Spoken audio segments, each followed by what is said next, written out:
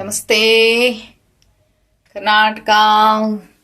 ನನ್ನ ಯೂಟ್ಯೂಬ್ ಕುಟುಂಬದ ಸದಸ್ಯರೆಲ್ಲರಿಗೂ ನನ್ನ ವಂದನೆಗಳು. ಮಂಚಾಲಮ್ಮನ ಆಶೀರ್ವಾದವನ್ನು ಪಡೆಯುತ್ತಾ, ಆರಾಧ್ಯರನ್ನ ಸ್ಮರಣೆ ಮಾಡ್ತಾ, ತಾಯಿ ಮಾರಿಕಾಂಬೆಯನ್ನು ಸ್ಮರಿಸುತ್ತಾ ಇವತ್ತು ನಾನು ನಿಮ್ಮ ಮುಂದೆ ಬಂದಿದ್ದೇನೆ. ನನ್ನ ಕಾರ್ಯಕ್ರಮಕ್ಕೆ ತಮಗೆಲ್ಲರಿಗೂ ಸ್ವಾಗತವನ್ನು ಬಯಸುತ್ತಾ, ನಮ್ಮ ಆರಾಧ್ಯರು ನಿಮ್ಮೆಲ್ಲರನ್ನ ಕಾಪಾಡಲಿ, ಅವರ ಕರುಣ ಕೃಪಾ ಕಟಾಕ್ಷ ಸದಾ ನಮ್ಮ ಮೇಲೆ ಇರಲಿ ಅಂತ ಹೇಳ್ತಾ ಇವತ್ತಿನ ಕಾರ್ಯಕ್ರಮವನ್ನು ಶುರು ಮಾಡ್ತಾ ಇದ್ದೀನಿ. ಇವತ್ತಿನ ಕಾರ್ಯಕ್ರಮದಲ್ಲಿ ರಾಯರ ಭಕ್ತರಿಗೆ ರಾಯರು ಯಾವ್ಯಾವ ರೀತಿ ಬರ್ತಾರೆ ಎಲ್ರಿಗೂ ಗೊತ್ತಿರುವಂತಹ ವಿಷಯ. ಕೆಲವರಿಗೆ ಕನಸಿನ ರೂಪದಲ್ಲಿ ಬರ್ತಾರೆ, ಕೆಲವರಿಗೆ ತಾವಾಗೆ ಬರ್ತಾರೆ, ಗೊತ್ತಾಗಲ್ಲ ಅಷ್ಟೇ. ಯಾರೋ ಅಂದ್ಕೋತೀವಿ ನಾವು, ಯಾರೋ ಬಂದು ಹೇಳಿದ್ರು ಅಂದ್ಕೋತೀವಿ. ಇಲ್ಲ, ಯಾರದ್ದೋ ಬಾಯಿ ಮಾತಲ್ಲಿ ಸಮಾಧಾನವನ್ನು ಮಾಡಿಸ್ತಾರೆ. ನಾವು ಎಷ್ಟೋ ಸಲ ಹೇಳಿದ್ದಿದೆ, ನಮ್ಮ ನೋವಿದ್ದಾಗ ಕಷ್ಟಗಳಿದ್ದಾಗ ಯಾರೋ ಕಾಲ್ ಮಾಡಿ ನಮ್ಮ ಧೈರ್ಯ ಹೇಳಿದಾಗ ನಾವು ಹೇಳ್ತೇವೆ, ರಾಯರೇ ಆಡ್ದಂಗಿದೆ, ರಾಯರೇ ನನಗೋಸ್ಕರ ನಿಮ್ಮ ಬಾಯಲ್ಲಿ ಅದನ್ನ ಹೇಳಿಸ್ತಾ ಇದ್ದಾರೇನೋ, ಆ ಧೈರ್ಯನ ತುಂಬ್ತಾ ಇದ್ದಾರೇನೋ ಅಂತ ತುಂಬ ಜನ ನಾವು ಹೇಳ್ತೀವಿ. ನನ್ನ ಜೊತೆನೂ ಹೇಳ್ಕೊಂಡವ್ರನ್ನ ಎಷ್ಟೋ ಜನ ನಾನು ಕೇಳಿದ್ದೀನಿ. ಹಾಗೆ ನಾನಾ ರೂಪದಲ್ಲಿ ರಾಯರು ಬರ್ತಾರೆ. ಇಲ್ಲ ಅಂದರೆ ಬೇರೆಯವರ ಮೂಲಕ ಆ ಕೆಲಸವನ್ನು ಮಾಡಿಸ್ತಾರೆ. ಏನಾದರೂ ಸಮಸ್ಯೆ ಇದೆಯಾ, ಆ ಸಮಸ್ಯೆನ ಬಗೆಹರಿಸ್ಕೊಳ್ಳೋಕ್ಕೆ ತನ್ನ ರಾಯಭಾರಿಯಾಗಿ ಇನ್ನೊಬ್ಬರನ್ನ ಕಳಿಸ್ತಾರೆ. ಅವ್ರ ಮೂಲಕ ಅದನ್ನೆಲ್ಲ ಹೇಳಿಸ್ತಾರೆ ರಾಯರು. ಹಾಗಾಗಿ ನಮಗೆ ಗೊತ್ತಾಗಿರುತ್ತೆ, ರಾಯರೇ ಬಂದರು, ರಾಯರೇ ಈ ರೀತಿ ಇದನ್ನು ಹೇಳ್ತಾ ಇದ್ದಾರೆ ಅಂತ. ಇದು ಯಾಕೆ ಹೇಳ್ತಾ ಇದ್ದೀನಿ ಅಂದರೆ, ರಾಯರ ಭಕ್ತರೊಬ್ಬರು, ಅವರು ದೊಡ್ಡ ರಾಯರ ಭಕ್ತರು, ಆದರೆ ಯಾವ ರೀತಿಯಲ್ಲೂ ಅವರು ಇದಿಲ್ಲ. ಅಂದರೆ ಜಪ ತಪ ಹೋಮ ನೇಮ ಅಷ್ಟೊತ್ತು ಕೂತ್ಕೊಂಡು ಪೂಜೆ ಮಾಡೋದು ಏನಿಲ್ಲ. ಎದ್ದ ತಕ್ಷಣ ಒಂದು ಸಲ ರಾಯರನ್ನು ತನ್ನ ಎದುರು ತಂದುಕೊಂಡು, ಇವತ್ತಿನ ದಿನ ಚೆನ್ನಾಗಿರ್ಲಪ್ಪ, ಹಿಡಿದಂಥ ಕೆಲಸ ಎಲ್ಲ ಒಳ್ಳೇದಾಗಲಿ, ಎಲ್ಲರಿಗೂ ಒಳ್ಳೇದು ಮಾಡು, ನನಗೆ ಸಹಾಯ ಮಾಡುವಂಥ ಶಕ್ತಿಯನ್ನು ಕೊಡುವಂಥ, ಹೀಗೆ ಯಾವಾಗೂ ಅವರು ಪ್ರಾರ್ಥನೆಯನ್ನು ಮಾಡೋದು. ಹಾಗೆ ಕೆಲಸಕ್ಕೆ ಹೋಗ್ತಾ ಬರ್ತಾನೆ ಇರುವಾಗ ಅವರು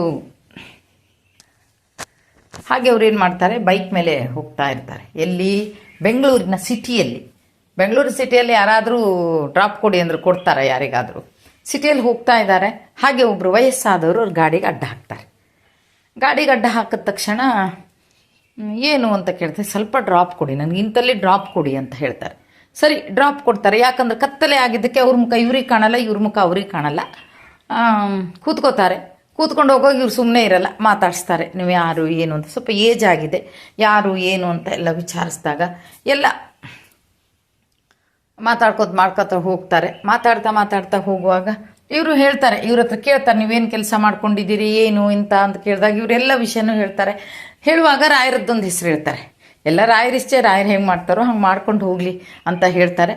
ಹಾಗೆ ಮಾತಾಡ್ತಾ ಹೋಗುವಾಗ ಅವರು ನನ್ನನ್ನು ಇಲ್ಲೇ ಇಳಿಸಪ್ಪ ಅಂತಾರೆ. ಅಲ್ಲೇ ಇಳಿಸ್ತಾರೆ. ಅವರು ಇಳಿಸಿದಾಗ ಅವ್ರು ಏನು ಮಾಡ್ತಾರೆ ಗೊತ್ತಾ, ಅವರ ತಲೆಯ ಮೇಲೆ ಕೈ ಇಟ್ಟು, ನಿನ್ನ ಮನೆಗೆ ಇನ್ನು ಮೇಲೆ ಕಾಮಧೇನು ಬಂತು ಅಂತ ತಿಳ್ಕೊ, ನಿನಗೆ ದೇವರು ಒಳ್ಳೇದು ಮಾಡ್ತಾನೆ ಅಂಥೇಳಿ ಅವ್ರ ತಲೆಯನ್ನು ಮುಟ್ಟಿದಾಗ ಅವ್ರಿಗೆ ಏನಾಯಿತು ಅಂದರೆ, ನನಗೇನಾಯಿತು ಅಂತಲೇ ಗೊತ್ತಿಲ್ಲ ಅಂತಾರೆ. ಅಷ್ಟು ವೈಬ್ರೇಷನ್ ಆದಂಗೆ ಆಯಿತು, ಆ ಹಸ್ತ ನನ್ನ ತಲೆ ಮೇಲೆ ಬಂದ ತಕ್ಷಣ ಅಂತಾರೆ. ಅವರು ಹೇಳೋದಿಷ್ಟೇ, ಇದು ಯಾರೂ ಅಲ್ಲ, ನನ್ನ ರಾಯರು, ನನಗೆ ರಾಯರು ಬಂದಿದ್ದಾರೆ, ಆಶೀರ್ವಾದ ಮಾಡಿದ್ದಾರೆ.